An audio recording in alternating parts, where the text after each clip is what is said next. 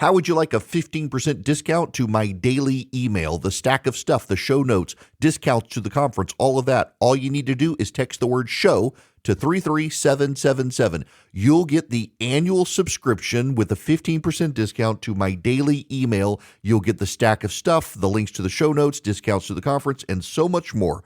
All you have to do is text the word show, SHOW, to 33777. Text show to 33777.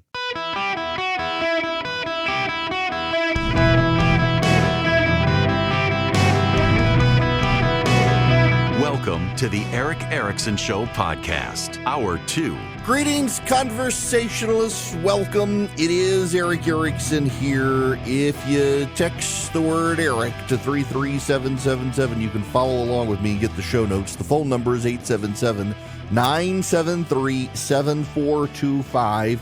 I have an important housekeeping note for those of you listening in Georgia. If you text Army to 33777, Army to 33777, fill out that link. Click the link, put in your name, zip code, and email address. A whole lot of people are calling saying, what do you think about these things on the ballot? What about my ballot? What about these questions on the ballot? I will write them up and send everybody an email and let you know. My ballot should be here tomorrow. I got my absentee ballot. I got the text message that it was mailed out to me. Should be there tomorrow. So I will put a write-up, and I will let you know what to think about how to vote on those ballot initiatives. Just text Army to 33777. I will send everybody in Georgia who signs up an email and give you all of that information. So just do that for me, please. Now, I got to turn to this election, and I got to read for you a statement. As you are probably aware, Donald Trump did 2 lengthy interviews over 90 minutes with Time magazine on his policy positions. Mark Benioff, who owns Time magazine, he's the Salesforce guy, super progressive, owns Time magazine. Donald Trump still did a 90-minute interview with him. Kamala Harris, who is someone that Benioff has donated to, hasn't sat with them. So they did a story, what kind of president would Kamala Harris be? And this is the most damning sentence in the entire story. And I quote, Harris declined repeated requests for an interview for this story. In contrast, Trump talked about his policy vision with a Time reporter for 90 minutes across 2 interviews.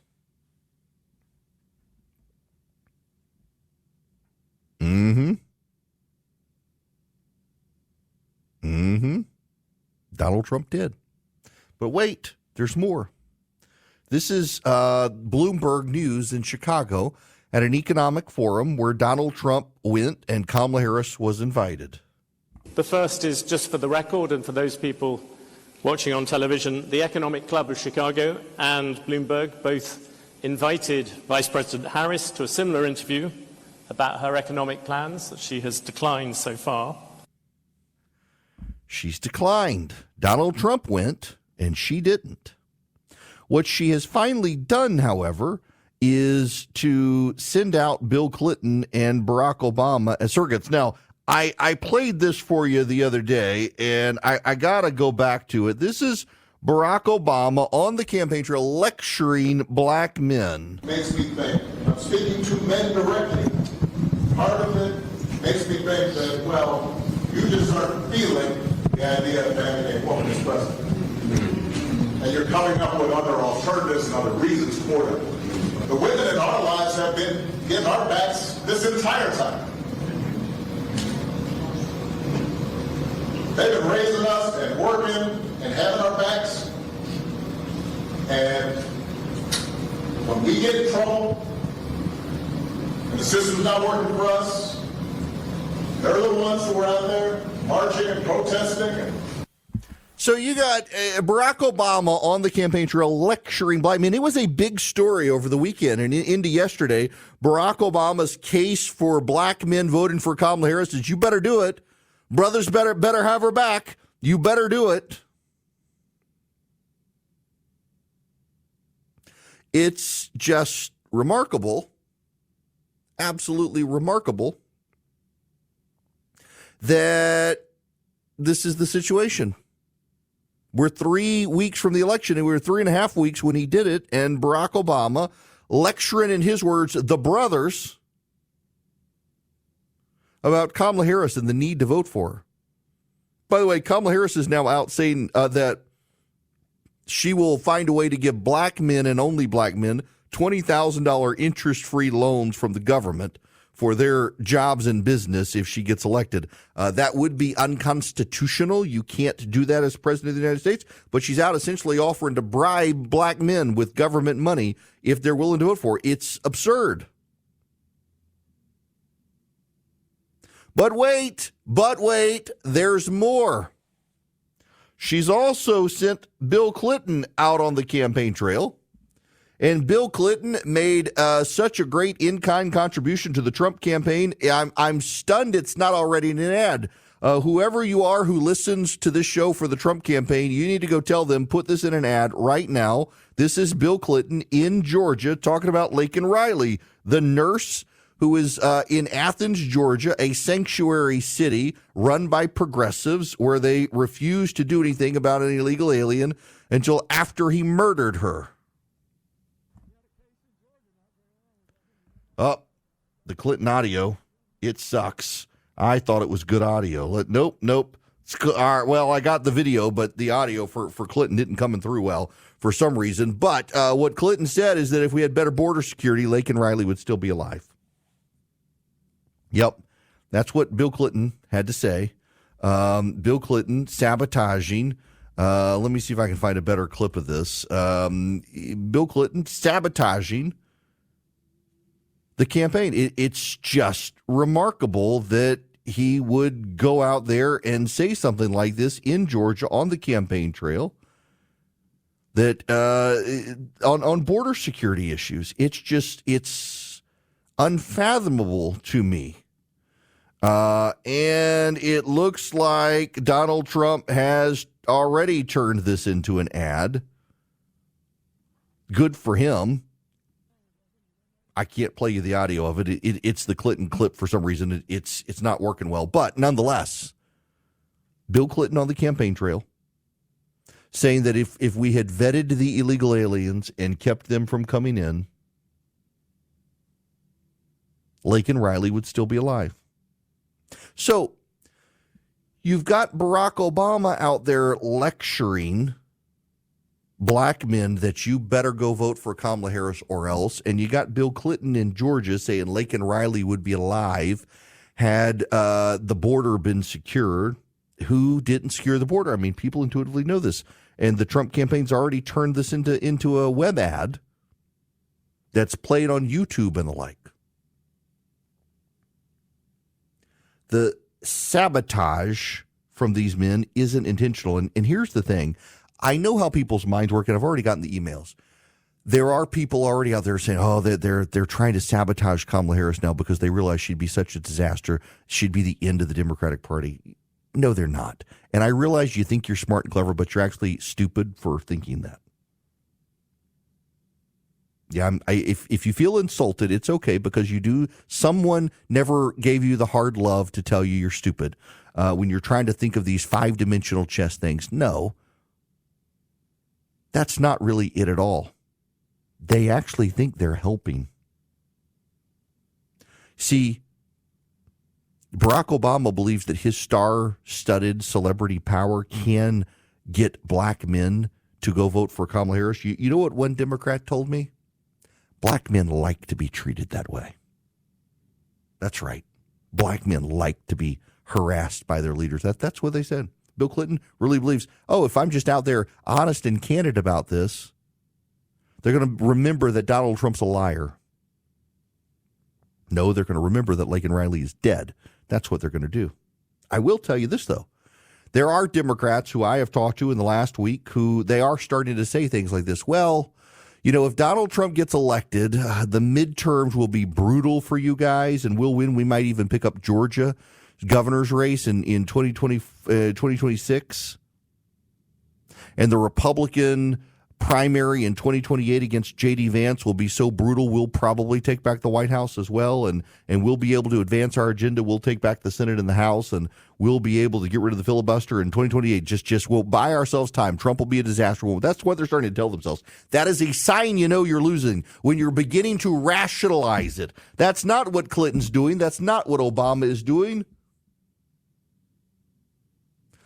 But they're beginning to rationalize it behind the scenes. It's always a dangerous, dangerous sign for a campaign when people are beginning to justify their own side's loss as, well, it'll be good for us in 2 years. It's a remarkable situation the Democrats find themselves in. And then you've got the Biden administration as its own worst enemy. So in the state of Virginia, you have to check a box that says you're an American citizen or you're not an American citizen. And if you check the box that says you're not an American citizen, you get booted from the voter registration process. And the Biden-Harris administration and all this other stuff, like in Riley, the gangs in Colorado, now they're suing the state of Virginia to stop them. This is his exchange with Jake Tapper on this. Why not just honor that 90-day period? Well, let me just first begin. It's anything but a purging program. It begins with someone identifying themselves as a non-citizen. And I guess I would posit back to you, do you think that non-citizens, when they've self-identified as a non-citizen, should stay on the voter roll and therefore be in a position to potentially vote in a presidential election? I don't think any non-citizen should vote. How are they self-identifying? How does that happen? They actually tick a box that says, I am a non-citizen, or they do not answer the question that they are a citizen, and therefore they self-identify that they are not a citizen in the United States of America. And this is why this is so out of bounds in my mind from the Justice Department. They fully understand this. They understand the process starts with a person self-identifying as a non-citizen, and then there is a match with that person's name on the voter rolls, and they are given not just one, but up to 3 times in order to try to cure it. And this is why I find this to be a very, very unreal moment that is stunning, that they filed this suit 25 days before a presidential election, when in fact this has been going on in accordance with our Constitution, the federal Constitution, and state law since 2006. Yeah. Listen, Virginia is closer than it should be. You think stuff like this won't matter? It's kind of wild that this is where we are. It's kind of wild that the Democrats at this point just don't seem to be able to process that these sorts of things are fatal to a campaign. And yet they're doing them. It's like the wheels have come off and everyone is just, the rats are fleeing from the ship and they're all rushing forward, trying to advance an agenda that it's not working for them. Everybody's just trying to do their own thing now. There's no coordination. So you got Bill Clinton out there on the Laken Riley situation. You got Barack Obama out there lecturing black men. You got the Justice Department out there suing the state of Virginia. By the way, there's a story in Axios that the Harris team is furious with the Biden team for not coordinating these sorts of things with the Harris team. She's not the president of the United States. She doesn't get that level of support, and yet she's upset. She thinks she demands it. The Democrats at this point are undermining themselves. Normally at this time, it's the Republicans doing it. Normally, it's the Republicans shooting themselves in the foot and snatching defeat from the jaws of victory. And right now, it looks like the Democrats are on the verge of snatching defeat from the jaws of victory. It is a wild thing to witness. Just how off message they all are. And you got to understand, and I realize some of you you can't help yourself but try to rationalize it through the stupidest framing possible. I say this lovingly to my audience, but y'all, come on, you know who I'm talking about. So, oh no, they're trying to sabotage her. They don't want her to get elected. They know it's going to spell doom for the Democratic Party. No, they want the power. They want the power. They think it's manageable and fixable. They want the power. They don't want Trump to be in the White House.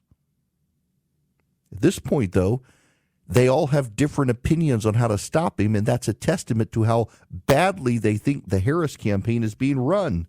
They're all just trying to throw spaghetti at the wall and see what sticks at this point, which is no way to win a campaign. Hello, America. It's Eric Erickson here, 877-973-7425. Let me go to Rusty here on the phones. Rusty, welcome to the show. How are you? I'm well. Thanks for taking my call. I have a question that hopefully you can answer.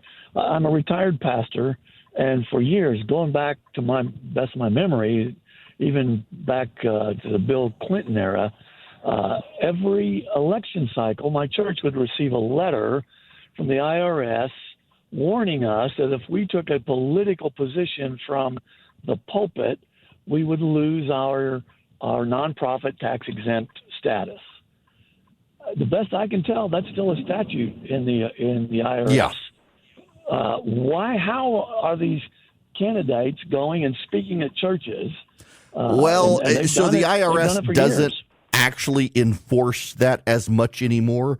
And candidates have always been allowed to speak in churches. They just aren't supposed to be openly political. But given the composition of the Supreme Court these days, the IRS thinks that they've got to give more latitude to candidates to show up in these pulpits. But Rusty, I got to tell you, I'm with you. You know, so I had this conversation the other day with a friend of mine who's a pastor. You know, I have been in seminary, and the main reason, in fact, the reason I went to seminary is because I kept getting asked to preach on Sundays. And now I never do. And I get it. This is my pulpit. And I think as much as people would kind of revolt if they heard the political talk radio show guy in the pulpit on Sunday, I don't want my pastors getting political on Sunday. I don't. You know, interestingly enough, there's a great study out.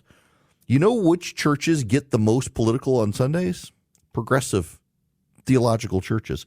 Notice how the media is always lecturing evangelicals about being too political, and yet the data actually suggests you're more likely to hear about current politics in a liberal church than a conservative church. But of course, the media is okay with that because they align politically with those guys on the left. And the IRS has always given far more latitude to Democrats in churches, particularly in black churches, than they have evangelicals who've always been more careful. But the lines are starting to blur, and more people are getting engaged in politics in the pulpit. I don't want to hear politics from the pulpit at my church, but progressives sure do. Now, I got to tell you about Swiss America. They have been warning people about the secret war on cash. So here's what the government does. You think by spending cash, it's anonymous. It can't be traced. And yet there's a growing body of research that shows the government has worked very hard to track your spending even when you spend on cash. It's a secret war on cash. Swiss America wants to help you with your finances. They want to give you their report for free. It takes less than 15 minutes to read, and all you have to do is call or text them at 800-289-2646. And by the way, the all-out war on cash, it's spreading and includes digital forms of currency now. So get the Secret War on Cash report for free from Swiss America. Just mention my name, Eric, E-R-I-C-K, when you call or text 800-289-2646. That's 800-289-2646. Get the report completely for free. SwissAmerica.com/Eric or 800-289-2646. Just text them my name. Message and data rates may apply. Hello and welcome. It is Eric Erickson here. The phone number is 877-973-7425. Several people texted and emailed and said, didn't Trump sign a law repealing the Johnson era legislation about pastors and pulpits? No. He signed an executive order in 2017 saying that the IRS could not prosecute or punish pastors for talking about politics from the pulpit, which was more symbolic than anything because there was already pretty wide latitude to begin with. But then the Biden administration, when day one, Biden came in and undid that. So it was under the Trump administration, but not Biden. But the IRS typically doesn't, short of like really egregious stuff, like passing the offering plate in the church to collect money. At this point, the IRS's First Amendment understanding is that a pastor stands in a pulpit and is not explicit in their endorsement, using the endorsement language. They can get away with pretty much anything when it comes to politics. And more pastors are on both sides. I just, you know what, this is probably an appropriate time here before I get to Bruce's phone call, and just say that I know there are some sermons. I've got some folks I know, acquainted with, very cordial with, who have preached some sermons essentially saying you got an obligation if you're a Christian to go vote and vote for Trump. I resist and refute to the idea that a pastor from a pulpit should be telling people that they got to go vote for a particular sinner in politics. While I myself support Trump and would encourage people to go vote for him, there are absolutely people out there who cannot stomach him, who will not vote for him. And I would far prefer those people sit it out instead of voting for Kamala Harris. So there are simply people who will not go vote for Donald Trump. And I get angry feedback from Trump supporters every time I mention this. But there are people, you may not know them, but I know plenty, who will not vote for Donald Trump. If he were the last man on planet Earth to vote for, they wouldn't vote for him. And I would far rather those people keep their field fallow than plant seeds for a harvest they don't want by voting for Kamala Harris. If you're a Christian and you're one of those people who says, I will not under any circumstance vote for Donald Trump, okay, but don't go vote for Kamala Harris. You don't want to vote for Trump because you think he's a terrible person. Kamala Harris's policies promote evil. Don't go vote for Kamala Harris. Just sit it out and let your abstention be a signal that you want better candidates. Because if you vote for Kamala Harris, what you're doing is you're endorsing her positions, whether you like it or not. That's how she's going to interpret it. It is far better for you to just leave the field fallow and hope for a greater harvest later than to sow seeds for a harvest you do not want by voting for Kamala Harris if you're a person of faith. Now, all right, I want to go to Bruce's phone call. Bruce, you're going to be up next. Welcome to the Eric Erickson Show. How are you? I'm doing very well, thank you. And how are you, sir? I'm great. Thanks for calling. Yeah, thank you. And I want to say I'm a long-time listener. It's my first time calling, and I appreciate your show and for you to stick to your show and to be honest and to be the voice that a lot of us don't have. So I appreciate that very much. Thank you. I won't take up much of your time. I'm 56. I'm a father of 3, 2 girls and a boy. Lifelong Democrat. In 2016, I could not fathom putting my vote on Hillary Clinton because she's a Democrat, and I just couldn't let myself do it. So I switched parties, and I voted for Trump. People thought I was crazy, and then we had a wonderful 3+ years. COVID, he can't take the fall for that. I voted for him in 2020, and regardless of the outcome, I accepted Biden as our president, and then I watched it fall apart. I live in South Florida, and the chaos, even in our state, which I think is run very well, is just in shambles. At any gas station you go to, there's 10 to 15 migrants that live in the parking lot. I don't feel safe anywhere. I don't allow my wife to go get gas. I go take care of that because I don't feel comfortable with her going out, especially close to dark. So what I'm getting to is, when people go to vote and you're trying to explain to them, I don't preach to anybody about it, but if somebody brings it up, I tell them, do your research. Don't listen to anybody's shows or newscasts. Do your research. Go find out, what do you stand for, what do you believe in, and then really look at what is being said and done, and then realize what your life was like in those 4 years versus the last 4 years, and then make a conscious decision about what do you think is good for you and your family, and is the last 3.9 years good enough for you and your kids. And for me, I've worked my whole life, and it's worse now. Money's worse. I don't feel safe at home, like locally or even nationally, because everybody hates us or disrespects us. I feel like all the crazy talk is out there about all the different pronouns, and just the crazy talk is just so outside of what this country is about. So Bruce, look, let me. I agree with you. Let me let you go there and make this point. And it's on the pronoun stuff. I was going to save this for later, but let me play this clip, which has made the rounds.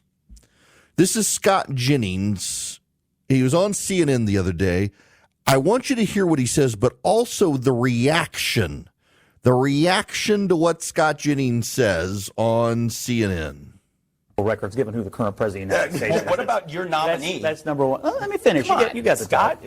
Number two, I think the polling this morning and the week, I think David's right. It was a rough week. I mean, her faves are down. They're struggling with, the front page of the New York Times this morning, front page story, Democrats struggling with African-American voters, particularly African-American men. This gender gap issue is real. It's a real problem, and you see the Democrats reacting to it. And I think what they are now finally in October of the election coming to realize is that a lot of men think Democrats care more about dudes who want to become women than dudes who just want to be dudes. And no hunting, cosplay, or cringy videos is going to change it. The bet is made. Wait, no, you can't. Yeah, you can, and he's right. Democrats care more about men who want to become women than men who are men. And the cringy video, which, by the way, turns out was a producer of Jimmy Kimmel's who put this together with a group of comedians, some stoner friends of his, the I'm a man, I'm not afraid of bears. We're not sure if he means like burly gay men or actual animals in the woods, but the whole video was just nuts. Democrats have real problems. And there's a theme. The Wall Street Journal pointed this out today. It's the trans issue. There's a lot of polling. There's a lot of data. There's a lot of one-on-one interviews with voters and focus groups that this issue actually does matter. And it sticks in the craw of voters that most voters, their position is this. If you want to go out and have had a dickectomy or whatever, you want to surgically alter your body to conform to the gender of your choice. Most Americans take the live and let live, have at it position.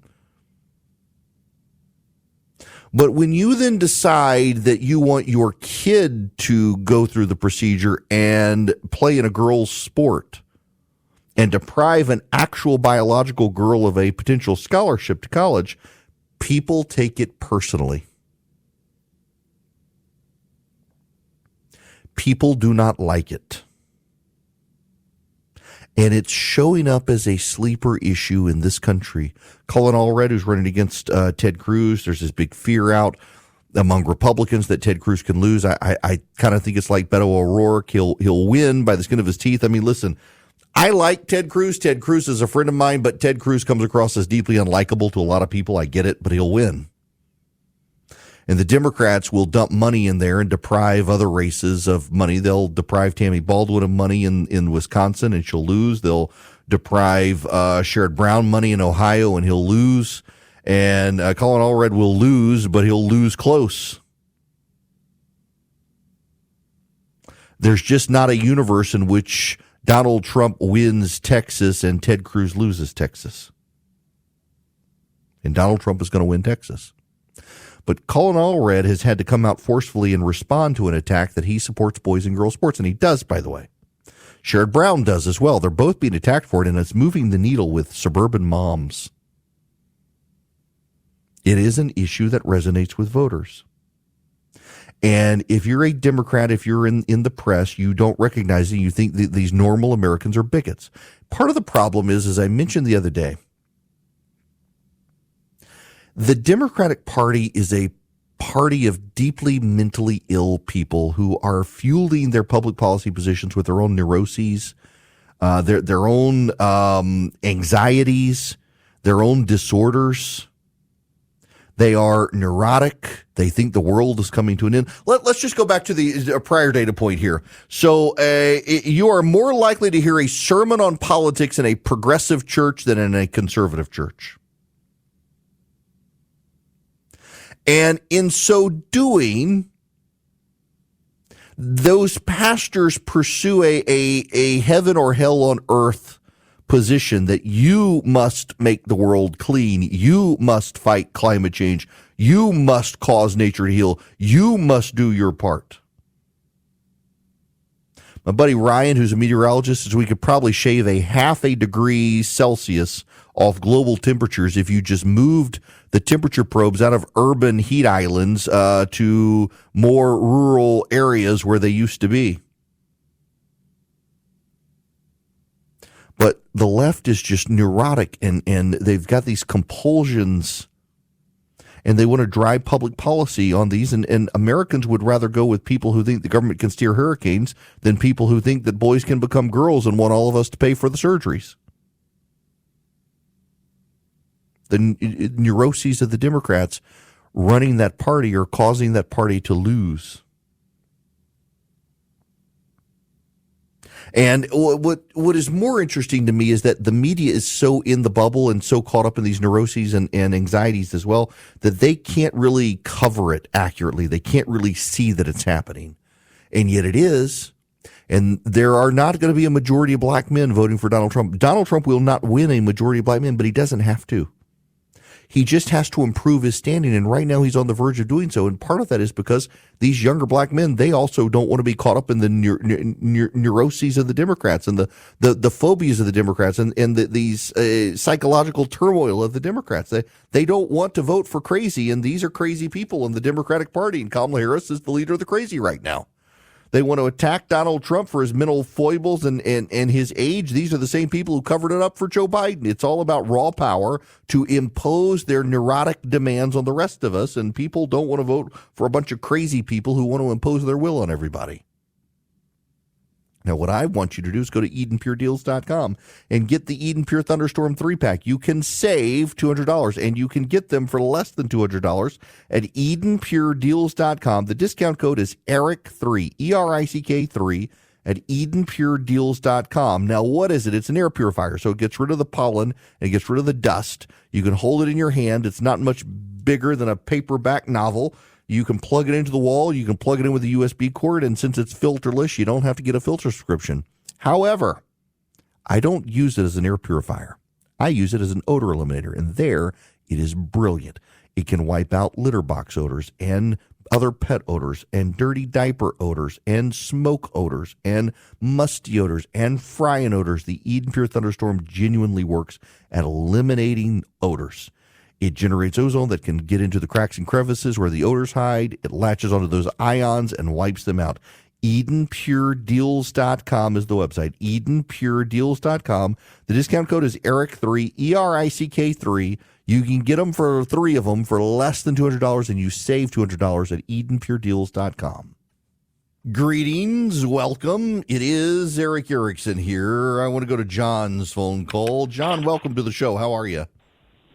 I'm doing fine, thank you, and I hope you're doing well. I am. Eric, I think you made a faux pas. You don't normally miss opportunities on voting ballots, but in your last segment, when you were talking about people not voting for Trump, you forgot to mention they can take their ballot and vote down ballot. They don't have to vote for Trump if they choose not to, but you have to vote down ballot. Yeah, gosh, you know, I've tweeted that so much, made that point today. I guess I just assumed I said it on radio, but if I didn't, you're right. Yeah, folks, I listen, and again, I would encourage people to go vote for Donald Trump, but I do know people who just flat out say, I will not go vote for him at all. And if that's the case, go vote down ballot. You got school board races, you got city council maybe, you got county commission, you got state senate, state house, you got Congress, you got so much. John, you're absolutely right.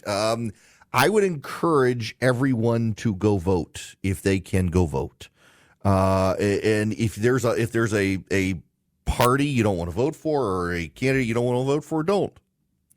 Look, with Election Day, there's more than just the president on the ballot. You got in many states, United States Senate races. Some states have gubernatorial races. You've got U.S. Congress races, state legislative races, local races in some cases. It is important to go vote. Over in Athens, Georgia, Clark County, Georgia, they're going to have an independent candidate running for district attorney, I think, against the super woke DA. And people have got to show up and they've got to be able to vote. And just because you can't stomach Harris and Trump doesn't mean you should stay home. Local races matter too. So get out and vote if you can. There are also in many states constitutional amendments that will fundamentally change the future of your state. Like here in Georgia, there's an amendment for a new tax court system, which I support. I'm going to vote for that amendment. Because it'll allow tax and business specialists to handle those laws and make our state more competitive against other states, more business friendly than a lot of states that are out there right now. I support that, but don't sit home because you think, oh, it's Harris and Trump and I hate them both and I refuse to vote. You got state legislatures on the line. You got constitutional amendments. You got senators, you got congressmen. Go vote, folks. Go vote. Exercise your constitutional prerogative to vote and be a good steward of your vote. Be a good steward of your state. And listen, let's say you go through and you're like, I don't know any of these people. Okay, what about the constitutional amendments? What about your local people who you might know? If you don't show up, you don't get to vote for any of them. So be engaged and go vote. Please go vote. Now, how is this working out for Kamala Harris? With people, let me play you this audio. This is from Steve Kornacki on the Today Show. I mean, the top line is the 5-point advantage that Kamala Harris had in our last poll is gone. What's behind that shift? Yeah, exactly, Savannah. I mean, just look at them side by side and you can see it. Remember that poll we took a month ago that you see here? It was just after that first Trump-Harris debate. Since then, we've had the VP debate. There have been some campaign activities, some interviews, some things that have changed in that time. I think this might be the biggest for Harris. We just asked the basic image perception people have. Is it positive or negative of these candidates? The Trump number's always been somewhere in this territory. In fact, this is a little bit high for him, believe it or not, 43% positive. But look at Harris, 43 positive, 49 negative. The significance, we polled this a month ago. She was 48% positive and 45 negative. She was above water, as they say. And it's been all downhill. The Obama people who are now in charge of her campaign, like the Biden people before them, do not want her on a public stage. And yet they're going for broke now. It shows they're desperate for her to sit down for an uninterrupted, no commercial break interview with Bret Baier. She's going to make or break herself with that interview.